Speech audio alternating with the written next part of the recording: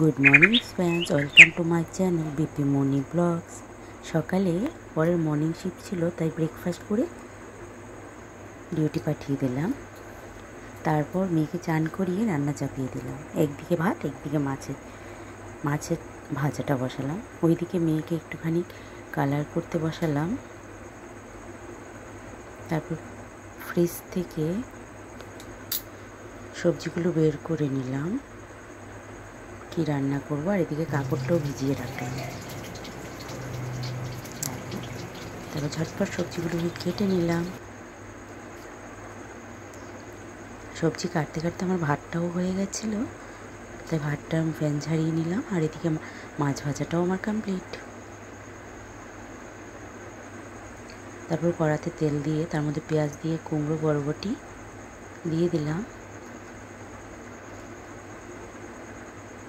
তারপর বাকি মশলা মাছের মাথাটা দিয়ে একটু নেড়ে চেড়ে নিয়ে ঢাকা দিয়ে দিলাম। কিছুক্ষণ ঢাকা তুলে দেখলাম সবজিটা আমার হয়েই গেছে। তারপর মাছের পেটিগুলোকে কেটে রেখেছিলাম, সেটা রান্না করার জন্য পেঁয়াজ টমেটো দিয়ে মাছের পেটিগুলোকেও দিয়ে দিলাম। সাথে মশলাগুলো দিয়ে একটু সাথে নিয়ে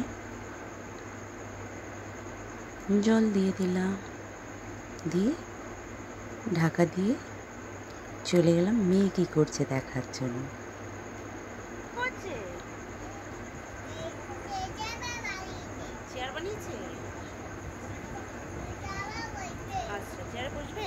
মেয়েকে দেখে এসে দেখলাম রান্নাটা কমপ্লিট হয়েই গেছে, তাই বাকি ছিল ধনে পাতাটা ছড়িয়ে দেওয়া, তো সেটাও দিয়ে দিলাম। দিয়ে গ্রেভিটাকে একটু টানিয়ে নিলাম।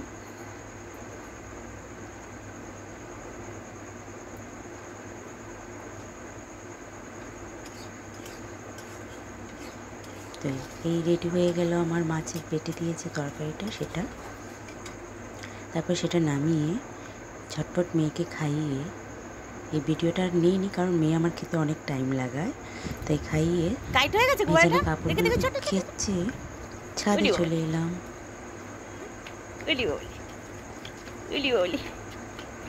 কাপড় খেচ্ছে ছাদে এলাম। এই যে কাপড় দিতে আর এদিকে মিচ্ছি একটুখানি। ছাদে মেয়ে একটু দুষ্টামি করলো, খেলাধুলো করলো। তারপর ছাদ থেকে এসে মেয়েকে খাইয়ে ঘুম পাড়িয়ে দিলাম। দিয়ে রান্নার পর সিঙ্ক ভর্তি বাসনগুলোকে পরিষ্কার করে রান্নাঘরটাকে একটু গুছিয়ে নিলাম। তারপর ঘর মুছে চান করে পুজো দিয়ে দিলাম। পুজোর পর নিজেও বসে পড়লাম খেতে। খাওয়া দাওয়ার পর একটু সময় রেস্ট করে ছাদে চলে এলাম কাপড় নিতে।